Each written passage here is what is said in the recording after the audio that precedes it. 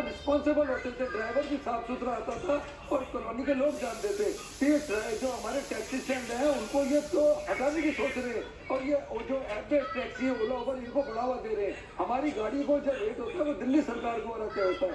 तो जितने भी हिंदुस्तान में राज्य है उसमें एक रेट तय किया जाए राज्य के हिसाब से, चाहे वो ओला उबर चलाए चाहे वो दूसरी चलाए, उनके ड्राइवरों की ड्यूटी जो टाइम है वो बांधे जाए कि भाई ये 12 घंटे से ज्यादा नहीं करेगा ड्यूटी, और ये इस टाइम से ज्यादा करेगा तो ये पेनल्टी पड़ेगी। इनका कोई कॉल सेंटर। मेरे साथ एक बहुत ही खास मेहमान जुड़ चुके हैं, महाराष्ट्र पुलिस के पूर्व डीजीपी और ट्रैफिक मामलों के जाने माने जानकार डॉक्टर पीएस पसरीचा सर हमारे साथ जुड़ चुके हैं। डॉक्टर पसरीचा, बहुत बहुत स्वागत है सर आपका हमारे शो पर। सर, हम ये थोड़ा समझने की कोशिश करना चाह रहे हैं कि इसके बावजूद कि सीसीपीए ने एक्शन लेने को कह दिया, जो हमारी कंज्यूमर अथॉरिटी है, कोर्ट्स में कई बार ये मामला गया, खुद ओला के सीईओ भाविश अग्रवाल सामने आया और उन्होंने कहा कि साहब हम जो है अब ड्रॉप लोकेशन दे देंगे, मोड ऑफ पेमेंट दे देंगे, तो उसके बाद सारा प्रॉब्लम ठीक हो जाएगा। लेकिन उसके बावजूद हम देख रहे हैं कि ड्राइवर्स की मनमानी बंद नहीं हो रही है। और महाराष्ट्र का तो एक इंसिडेंट अभी ऐसा जिसमें एक महिला यात्री की सुरक्षा पर भी बहुत बड़ा सवाल उठ गया। तो ये सब कैसे दूर होगा और कितना बड़ा प्रश्न है ये बड़े अफसोस की बात है कि उबर ओला जैसी जो कैब सिस्टम एग्रीगेटर है उन लोगों को बिल्कुल खुली छूट मिली हुई है।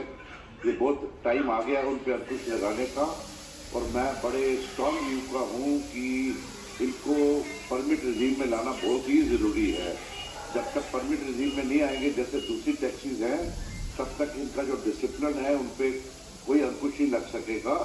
इस बहुत ज़रूरी है कि इनके जो पूरे चेक्स हों, बैकग्राउंड, एजुकेशन, ड्राइविंग लाइसेंस का एक्सपीरियंस, आधार, एड्रेसेस वगैरह, इवन कोई जनरल रेपुटेशन, कोई कन्विक्शन वगैरह तो नहीं है इनकी, तो या कोई सीरियस अफेयर्स में तो नहीं इन्वॉल्व है, कोई ड्रंक एंड ड्राइव, दारू पी कर गाड़ी चलाना या पैसेंजर के साथ मिसबिहेवियर या मोबाइल पकड़ के अपनी गाड़ी चलाना वगैरह, ओवर स्पीडिंग वगैरह।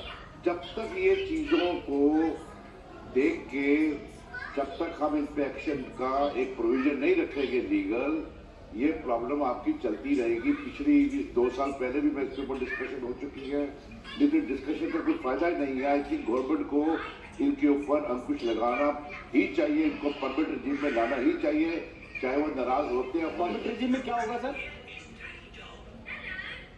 परमिट रिजीम में क्या होता है कि ट्रांसपोर्ट अथॉरिटीज को, आरटीओ को पूरी पावर मिल जाती है कि इनका जो बिहेवियर देख के इन पे लीगल एक्शन हो सकता है, इनका लाइसेंस सस्पेंड हो सकता है, कैंसिल हो सकता है।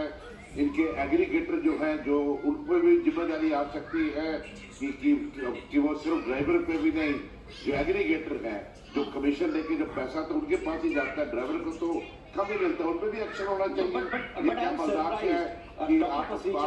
Doctor Pasricha, I am surprised, क्या अभी आरटीओ के पास ये अथॉरिटी नहीं है कि वो ओला उबर के कैब ड्राइवर के खिलाफ अगर कोई शिकायत आती है तो उस पर एक्शन ले सके?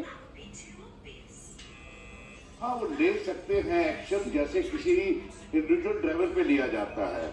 लेकिन क्या होता है कि जो पब्लिक ट्रांसपोर्ट है, पब्लिक ट्रांसपोर्ट, ये प्राइवेट कार की बात अलग है। अच्छा, जो पब्लिक ट्रांसपोर्ट है जैसे टैक्सी, ऑटो रिक्शा, उसके लिए जो एक्शन है बहुत सीरियस है, परमिट भी कैंसिल हो सकता है।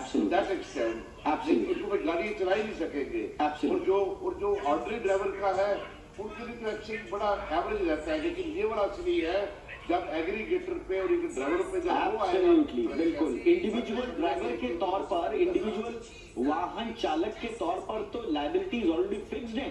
लेकिन आप कह रहे हैं कि एक ऐसा परमिट रिजीम हो जिसमें एग्रीगेटर सर्विसेज को भी